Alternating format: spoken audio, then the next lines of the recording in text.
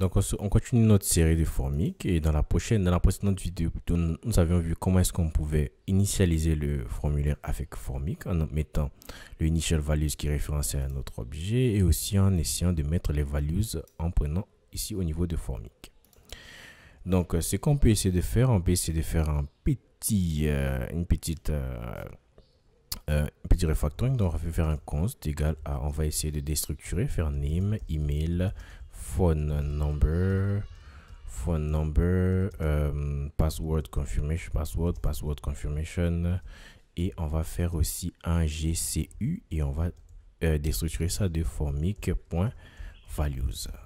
Donc, ce qu'on va essayer de faire, on va faire un CTRL H, formic.values, tout ce qui est values, ça va être remplacé par du vide. Voilà, donc on a déstructuré un peu pour gagner, parce qu'on avait beaucoup de formic values répétées et répétées.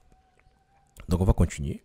On avait vu dans la précédente vidéo, on s'est arrêté sur le fait que ici on peut pas manipuler notre formulaire. Donc ce qui va se passer, c'est que on veut manipuler notre formulaire. C'est bien beau d'initialiser les valeurs, mais il faut manipuler ce formulaire. Donc pour manipuler le formulaire, il faut passer un handler au niveau du onChange. Et ce handler va nous venir de Formic. Donc je vais au niveau de mon champ input. Donc je fais onChange, c'est-à-dire que lorsqu'il y a un changement au niveau du formulaire, fait un Formic, appelle formic.handleChange. Donc je vais enregistrer. Voilà, donc si je vais enlever le John Doe, voilà, on n'essaie pas un formulaire avec un nom, je vais mettre ici à false. Et je répare aussi au niveau de mon formulaire. Donc je vais fermer là et je vois bien que lorsque je manipule, ça commence à passer. Donc je vais faire ça au niveau des autres champs de mon formulaire. Donc aussi je prends ces formic handle change ici, je prends ça et je mets ça à ce niveau. Je prends ça et je mets ça à ce niveau. Je prends ça aussi, je mets ça au niveau du password. Je prends le handle change au niveau du password confirmation et je prends sur le handle change au niveau du GCU. Donc j'enregistre.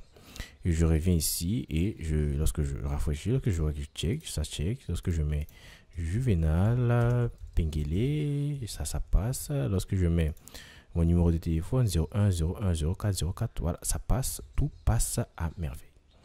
Mais on peut se poser la question pour savoir, mais on a juste mis un handle change. Comment est-ce que Formic sait quel champ il doit changer? Comment est-ce que Formic est au courant il s'agit de quel champ pour changer?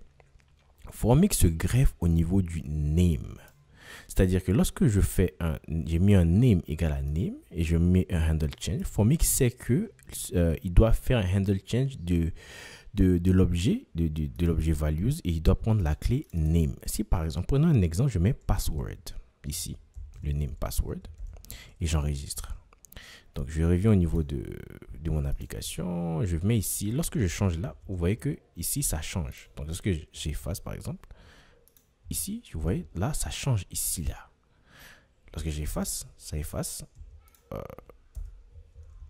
Donc lorsque je change ici, vous voyez que lorsque, par exemple, j'ai modifié là, mais lorsque j'appuie ici, ça prend une seule valeur, mais je ne peux pas avancer puisque la valeur n'est pas la valeur du mot de passe. Voilà.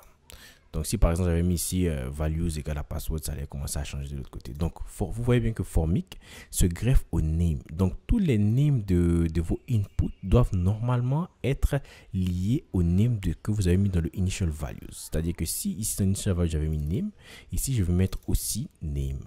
Dans cette mesure-là, Formic pourra savoir, lorsqu'il va appliquer le handle change, il prendra cette valeur-là comme la clé et la valeur tapée par l'utilisateur comme la values. Voilà. Donc, dans cette vidéo, on vient de voir comment est-ce qu'on peut déjà manipuler les champs de notre formulaire en passant déjà l'initial values et en mettant un handle change au niveau du champ input. On n'a pas encore fini, on va venir voir dans la prochaine vidéo comment est-ce qu'on peut soumettre le formulaire. Donc on se retrouve dans la prochaine vidéo pour soumettre le formulaire.